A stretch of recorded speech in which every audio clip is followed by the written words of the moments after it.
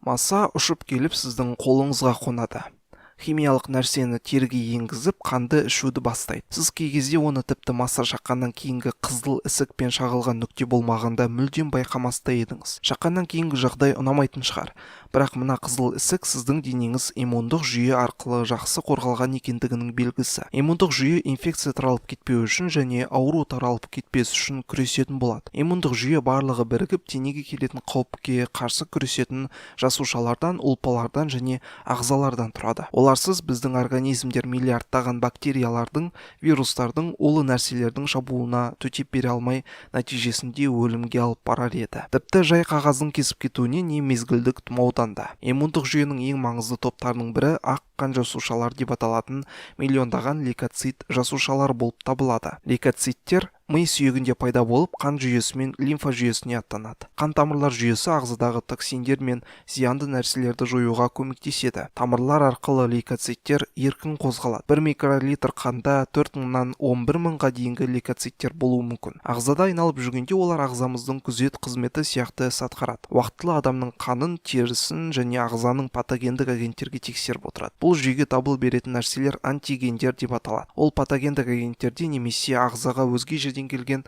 нәрселердің үстері арқылы із қалдыра алады. Лейкоциттер антигендерді уақытында анықтағанда аз уақыттың ішінде иммунитет қорғанысы жауап ретінде қорғаушыларын жібереді. Біздің ағзамызға әртүрлі қиындықтағы патогендер қауіп төндіре алады. Соған сай біздің иммунитет те қарсы тұра алатындай болуы керек. Яғни бұл сол шабуылдарға төтеп беруге әртүрлі типтегі лейкоциттер бірге жұмыс жасайтынын білдіреді. Лейкоциттердің көп түрлігіне қарамастан біз оларды екі түрлі классқа бөлеміз. Әрқайсысы екі түрлі майданда күресетін болады. Ең алдымен патогендермен майданда фагоциттер бірінші болып жауап береді. Олар иммундық жүйенің жауабы ретінде қан айналымына макрофагтар мен дендритті жасушаларды жібереді. Қан айналымында жүріп, бұл жасушалар көздеріне көрінген ағзаға оғаш жасушаларды жеп қою арқылы жойып жібереді. Бұл патоген жасушаларын жеп қойғаннан кейін фагоциттер сол оғаш жасушалар туралы ақпараттарға анализ жасап біліп алады және ақпараттарды лейкоциттердің екінші тобына қарай лимфоциттерге жібереді. Олар қорғанысты басқаратын топ.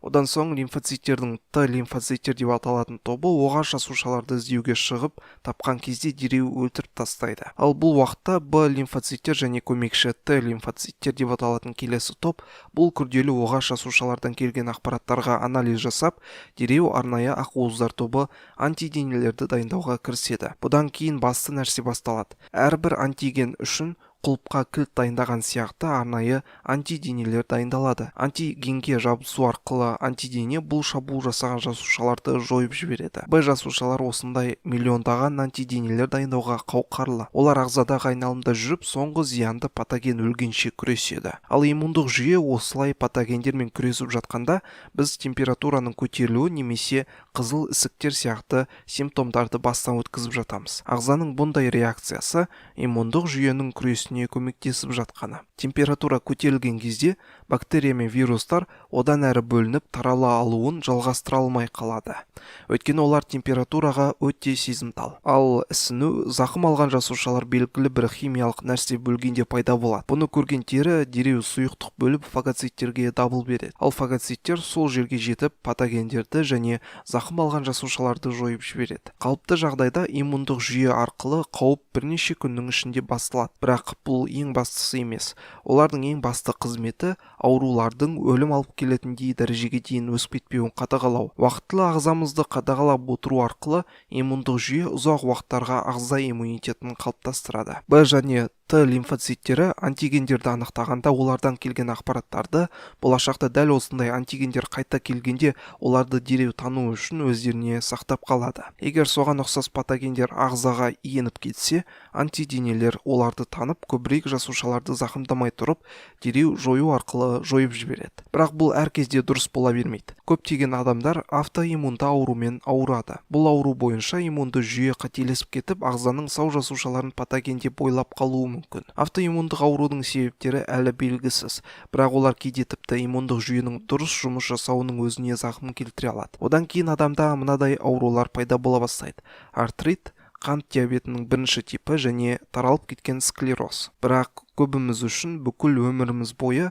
иммундық жүйе ОРВИден келетін 300-ге жуық шабуылды және басқа да қауіпті инфекцияларға қарсы тұрады. Иммундық жүйесіз біздің ағзалар бұндай патогендерге төтеп бере алмай, бұл патогендер үлкен қауіп тудырар еді. Сондықтан да егер сізге келесіде тұмау тисе немесе маса шағып алса, иммундық жүйені еске түсіріңіз. Біз оларға қарыздармыз.